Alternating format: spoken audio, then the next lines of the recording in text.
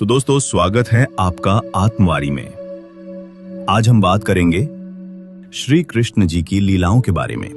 कृष्ण लीला मतलब एक जादू, एक डिवाइन जर्नी। तो चलिए शुरू करते हैं पहली लीला से। हर कथा में छिपी होती है प्रेम, भक्ति और चमत्कार की सुगंध। आज हम सुनने जा रहे हैं श्री कृष्ण जी का बचपन और उनकी दिव्य लीलाएं। चलिए शुरुआत करते हैं। बहुत बहुत पहले मथुरा में कंस नाम का राजा था। एक आकाशवाणी ने कहा था, देवकी का 8वां पुत्र कंस का वध करेगा। डर के मारे कंस ने देवकी और वसुदेव को कैद कर लिया। एक आधी रात को श्री कृष्ण का जन्म हुआ। फिर चमत्कार हुआ। जेल के ताले अपने आप खुल गए। पहरेदार गहरी नींद में चले गए और यमुना जी ने रास्ता बना दिया।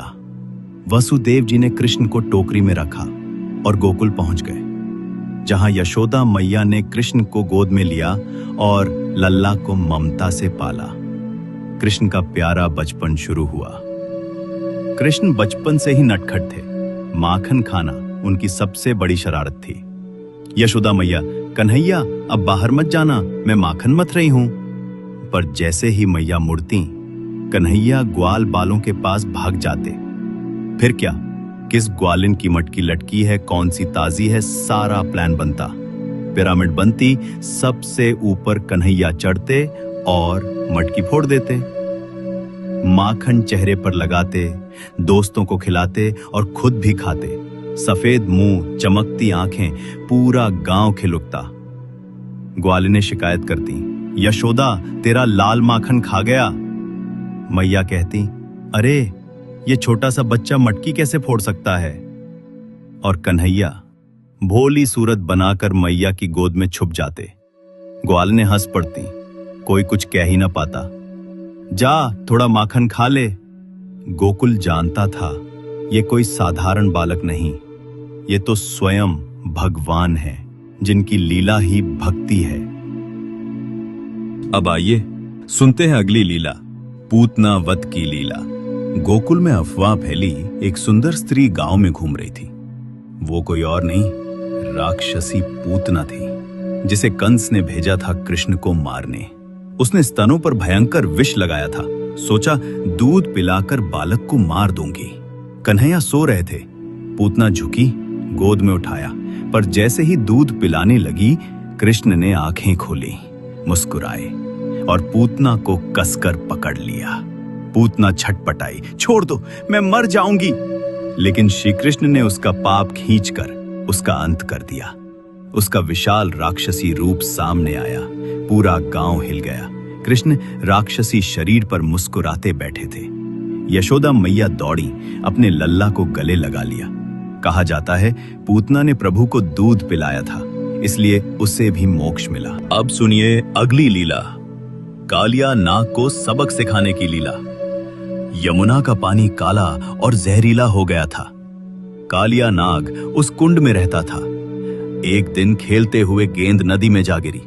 बालक बोले, कन्हैया मत जाओ। कृष्ण ने कहा, डरो मत, आज उसे सबक सिखाऊंगा। कृष्ण नदी में कूद पड़े।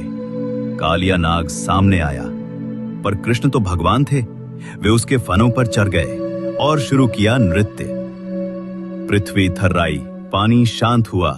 कालिया हार गया। जाओ, अब यहां किसी को हानि मत पहुंचाना।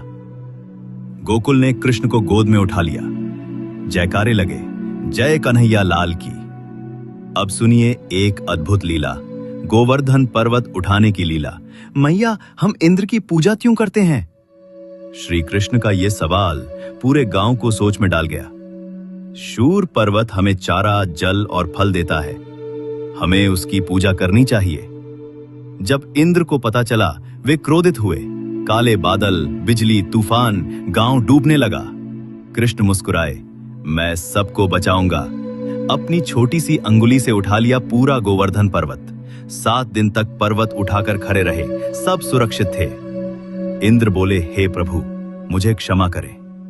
कर्तव्य करो पर घमंड मत करो। गोकुल ने अपने नन्हे देवता को गले लगा लिया। तो ये थीं श्री कृष्ण जी की कुछ अद्भुत लीलाएं। माखन चोर से लेकर नाग नर्तक तक हर रूप में वो प्रेम और रक्षा का संदेश देते हैं। अगर आपको ये कहानियां पसंद आई हों तो लाइक और सब्सक्राइब जरूर करें। आपका एक प्यार भरा इशारा हम तक और भी लीलाएं लाता रहेगा। धन्यवाद।